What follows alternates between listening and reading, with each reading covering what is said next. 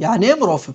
بص يا سيدي، لو انا معايا اكس زائد 3 على اكس وقلت لك اضرب في المرافق، مرافق البسط ده اللي هو ايه؟ اللي هو نفس الحاجه ولكن غيرت الاشاره اللي في النص، اللي هي بقت اكس ناقص 3. فهمت يعني ايه مرافق؟ يعني مرافق هو الكسر، هو كل حاجه، ولكن بدل ما هي تبقى موجب هتبقى سالب، فانا هضرب هنا وده وهضرب ده هنا كده. هو ده يعني معناها كلمه ايه؟ معناها كلمه مرافق، اللي هو نفس الحاجه ولكن بس كل اللي انا بعمله بغير ايه؟ بغير الاشاره اللي في النص. ماشي.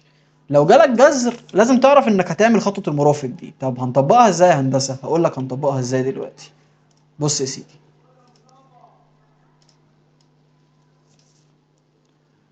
احنا دلوقتي لو جيت قلت لك الجذر ده انا عايز الاشتقاقه بتاعته، هتقول لي يا باشمهندس ده سهله قوي، انت معلمني ان اشتقاقه الجذر بتساوي ايه؟ بتساوي 1 على 2 الجذر في اشتقاقه ما بداخل الجذر، فانا عايز اوصل للشكل ده في الاخر. ماشي. اول حاجه بطبق القانون بتاعي، بقول هنا ليميت لما الاتش تؤول الى الزيرو ف اف اكس زائد الاتش ناقص الاف اكس على الاتش. طب يلا طبق. واي داش بتساوي ليميت لما الاتش تؤول الى الزيرو، الاكس هنا بكام؟ بجذر الاكس، فانا هعمل ايه؟ هعمل كده جذر اكس زائد الاتش. طبقت القانون اهو، اكس زائد الاتش واكس زائد الاتش. قلت لك لو في هنا تربيع هحط تربيع، لو في رقم هطلعه جنب الرقم. طب لو في جذر هحط الجذر على الاكس زائد الاتش. ماشي. ناقص ايه يا هندسه؟ ناقص الاف اكس. وقلت لك ان الاف اكس هي عباره عن ايه؟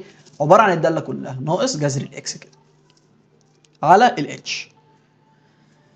طب هندسه انا وقفت لحد هنا مش عارف احل، هعمل ايه؟ زي ما انت شايف في جذر وفي مش هعرف ان انا اروح افك اقواس ولا هعمل اي حاجه، هضرب في حاجه اسمها المرافق.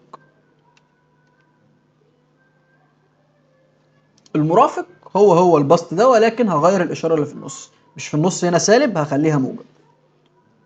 فاقول هنا اكس زائد الاتش زائد جذر الاكس، تحت هنا في المقام اكس زائد الاتش زائد جذر الاكس.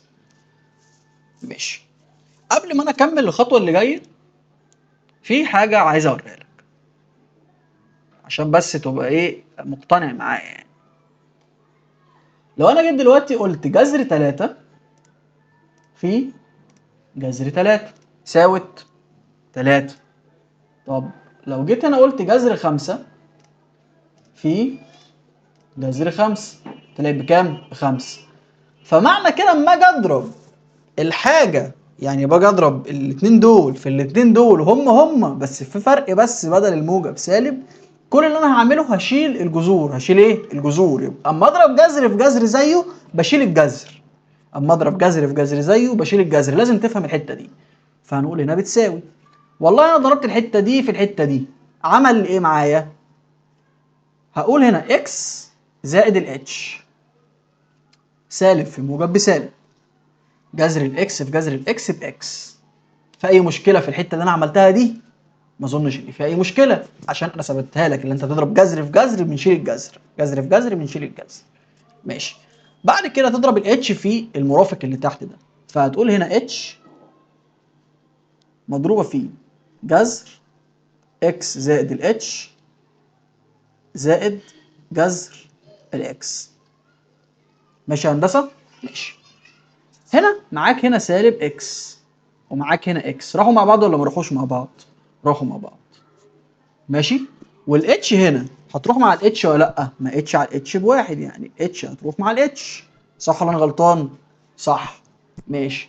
وهتقول له هنا ليميت لما الاتش تقول الى الصفر، فانا هشيل كل اتش واحط كام؟ احط صفر. ماشي. يبقى هشيل الحته دي واحط صفر يا هندسه، يعني هتساوي ايه؟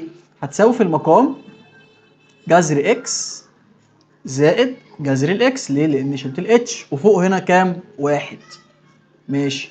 جذر اكس زائد جذر اكس يعني هنا في واحد وهنا في واحد، فهتقول هنا واحد على 2 جذر الاكس، عشان جمعت واحد زائد واحد بتساوي 2.